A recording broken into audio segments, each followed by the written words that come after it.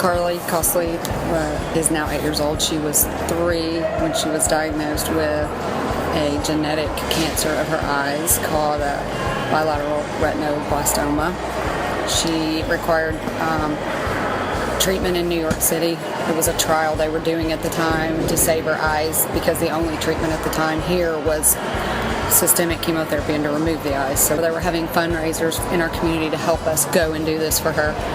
Most of the event items were donated for auction, and Cordaroy's actually donated the beanbag for Karli. So all the other things that she saw and wanted to keep, like the guitars and the golden fiddle, but the beanbag actually became hers.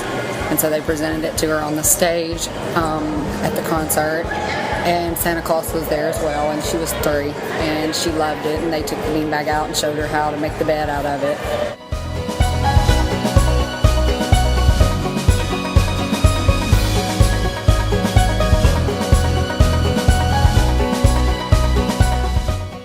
So it had been five years ago, December, that we had gotten our beanbag, and we were walking through the Southern Women's Show and looked over and saw the label for the Cordaroys, and Eric was in the middle of a sale, and I said, "Hey, he gave you your beanbag, Karli. I think this is the people that donated your beanbag to you." And he looked up and he heard Karli's name and immediately knew what I was talking about and remembered the story. And so we obviously went over and hung for a while and got to update him on how she had been doing and thank him and let him visit with Karli for a little while. And she wanted to have her picture made with him as well. Now, 6 years almost later, to see the difference in how, a sick kid then and now a thriving 8-year-old.